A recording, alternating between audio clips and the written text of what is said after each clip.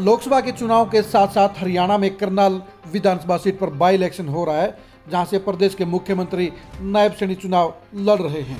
लोकसभा चुनाव के धूम धड़ाके के बीच करनाल बाई इलेक्शन को ज्यादा चर्चा नहीं मिली, जबकि सच्चाई ये है कि करनाल का बाई इलेक्शन हरियाणा की पॉलिटिक्स पर बड़ा असर डाल सकता है। लोकसभा चुनाव में जहां बीजेपी को 10 की 10 सीटों पर कांग्रेस और इंडिया से गंभीर चुनौती का सामना करना पड़ा, वहीं विधानसभा सीट के बाई इलेक्शन में बीजेपी के लिए रास्ता साफ नजर आ रहा है। अब वोटों की काउंटिंग 4 जून को होनी है, लेकिन करनाल बाई इलेक्शन में कांग्रेस ने काउंटिंग से पहले ही हार मान ली है। कांग्रेस के प्रत्याशी त्रिलोचन सिंह ने प्रेस कॉन्फ्रेंस के जरिए अपनी ही पार्टी के नेताओं पर पीठ में छुरा घोंपने का आरोप लगाया। उन्होंने कहा कि नेताओं ने उनकी मदद नहीं की, बल्कि उल्टे फोन करके कांग्रेस प्रत्याशी के खिलाफ में वोट देने की बात कही। आप खुद ही सुनिए कि कांग्रेस प्रत्याशी त्रिलोचन सिंह ने क्या क्या आरोप लगाए हैं। बस बताऊँ, फंसा हुआ ये डाली सब मतदाताओं का सबका धन्यवाद, लेकिन शुरू को उमड़ने वाला कोई धन्यवाद बताएगा वक्त आए पे। अब शुरू को बाकी मतदाताओं का धन्यवाद कर सकते हैं, कार्यकर्ताओं का कर सकते हैं। शुरू को उमड़े कार्यकर्ता ही होते हैं, अपने ही होते हैं। नहीं, मैं भी आज ही लेटर लिखूंगा खड़गे जी से लेकर नीचे तक। अगर नहीं कार्य होगी तो वहाँ धरने में बैठेंगे जगह हम।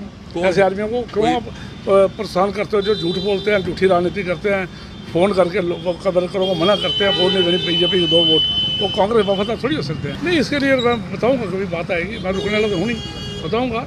लेकिन ऐसे लोगों से सावधान रहना पड़ेगा हमारे नेताओं को। छुरा तो धीरे को पड़ जाता है ना पीठ पीछे, जो देखा नहीं जाता है बाद में पता लगता है। लेकिन चलो, ऐसे बहुत सारे लोग हैं, उदयभान जी, हुड्डा साहब, हमारे प्रभारी साहब, और भी जो लाइन में आते हैं, सबके एक कॉपी भेजूँगा। हार और जीत अलग मुद्दा है, उन्होंने अपने फर्ज का निर्वाह नहीं किया, उल्टा नेगेटिव बोले।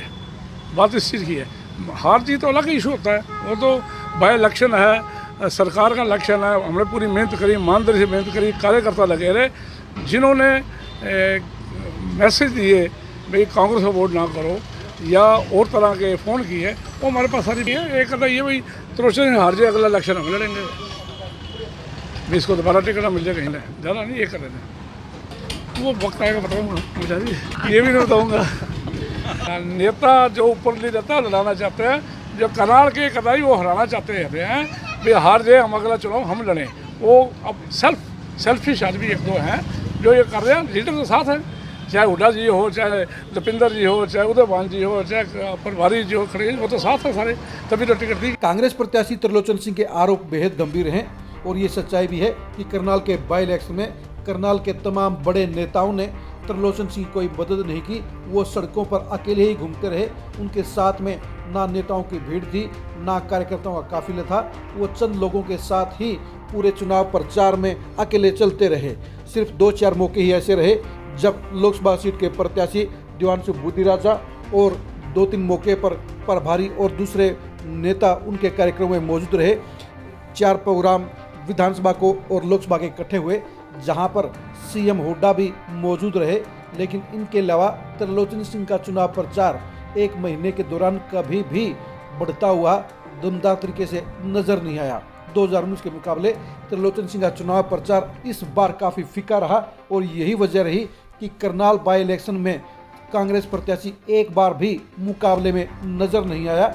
इस प्रचार को लेकर, इस चुनाव को लेकर और प्रत्याशी को लेकर करनाल शहर में सेटिंग की चर्चाएं हैं। अब कांग्रेस प्रत्याशी त्रिलोचन सिंह ने आरोप लगा दिया है कि पार्टी के नेताओं ने ही उनका विरोध करने का काम किया, उनके साथ विश्वासघात करने का काम किया और उनका विरोध भी किया, जिसके चलते उन्हें परेशानी हुई है और वो इसकी शिकायत हाईकमान के पास करेंगे। जाहिर सी बात है, त्रिलोचन सिंह के आरोप बेहद गंभीर हैं और इनकी जांच भी होनी चाहिए। लेकिन ये सच्चाई है कि करनाल के बाई इलेक्शन में कांग्रेस प्रत्याशी ने एक तरह से बीजेपी के आगे सरेंडर कर दिया था, क्योंकि उन्हें पार्टी की तरफ से और साथी नेताओं की तरफ से कोई भी मदद नहीं मिली। यही वजह रही कि वो अकेले पड़ गए और इसलिए वो सीएम नायब श्रेणी को कांटे की टक्कर देने में नाकाम रहे। 2019 के चुनाव में त्रिलोचन सिंह ने लगभग 36,000 वोट हासिल किए थे और इस बार ये उम्मीद की जा रही थी कि बाई इलेक्शन में तो पिछली बार से ज़्यादा दमदार तरीके से चुनाव लड़ेंगे और कांग्रेस को मजबूत वोट बैंक के साथ आगे बढ़ाने का काम करेंगे। लेकिन चुनाव प्रचार में एक दिन भी ऐसा होता हुआ नजर नहीं आया और अब त्रिलोचन सिंह ने प्रेस कॉन्फ्रेंस में ये साफ कर दिया है कि उनके साथ क्या गुजरी है, क्या बीती है, उनके साथ पार्टी के नेताओं ने कैसा व्यवहार करने का काम किया है, कितना उनको सहयोग करने का काम किया है और वो आज के हालात में कहाँ खड़े हैं। त्रिलोचन सिंह की प्रेस कॉन्फ्रेंस बता गई है कि कांग्रेस चुनाव हार गई है। त्रिलोचन सिंह ने हार मान ली है, क्योंकि हारने वाला आदमी ही, हारने वाला प्रत्याशी ही अक्सर आरोप लगाने का काम करता है और त्रिलोचन सिंह ने गंभीर आरोप लगाकर ये दिखा दिया है कि वो चुनाव हार चुके हैं और नायब सैनी चुनाव जीत चुके हैं। कांग्रेस के लिए करनाल बाई इलेक्शन एक बड़ा टर्निंग पॉइंट साबित हो सकता था, लेकिन करनाल में कांग्रेस ने उस दमदार तरीके से चुनाव नहीं लड़ा जो उसने लोकसभा में लड़ा।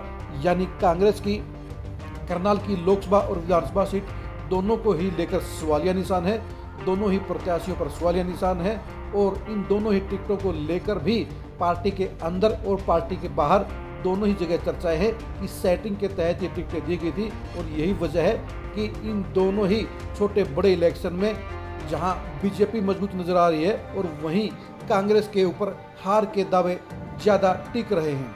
बेशक लोकसभा चुनाव में मनोहर लाल खट्टर को गंभीर चुनौती का सामना करना पड़ा।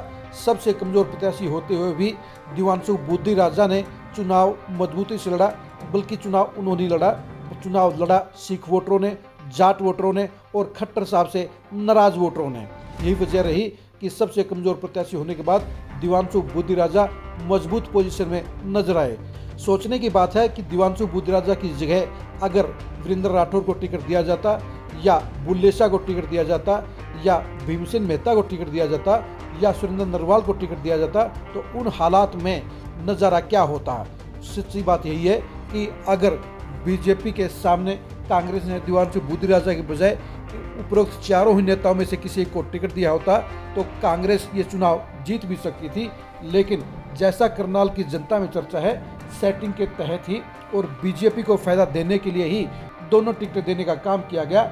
लेकिन खट्टर साहब के प्रति जो करनाल पार्लियामेंट के लोगों की नाराजगी थी, उसने मामले को रोचक बनाने का काम किया।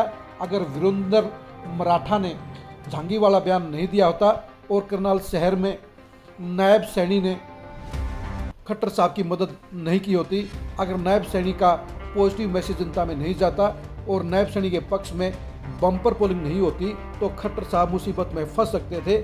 लेकिन हम बात कर रहे हैं त्रिलोचन सिंह की। त्रिलोचन सिंह ने भी इस बार उस दमदार तरीके से चुनाव नहीं लड़ा जो उनको लड़ना चाहिए था, क्योंकि करनाल की जनता खट्टर साहब से बिल्कुल भी खुश नहीं थी। ऐसे में त्रिलोचन सिंह के सामने एक गोल्डन चांस था। ये अलग बात है कि ना तो पार्टी के नेताओं ने उनको सहयोग दिया, उनका साथ दिया, उनकी मदद की, उनके साथ चले और वो खुद भी चुनाव प्रचार में बेहद फीके फीके नजर आए। यही वजह है कि करनाल के बाई इलेक्शन में नायब सैनी की मौज हो रही है और त्रिलोचन सिंह की हार पक्की हो चुकी है। त्रिलोचन सिंह ने पार्टी के नेताओं पर गद्दारी के आरोप लगाकर, पीठ में छुरा घुपने का आरोप लगाकर ये बता दिया है कि वो चुनाव हार चुके हैं।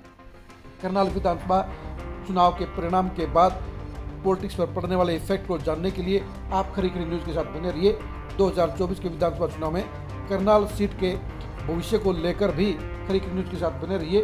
2024 में करनाल सीट पर बीजेपी के संभावित प्रत्याशी को लेकर भी आप खरी खरी न्यूज़ के साथ बने रहिए। आप हमारे फेसबुक पेज को फॉलो कीजिए, आप हमारे यूट्यूब चैनल को सब्सक्राइब कीजिए। नमस्कार।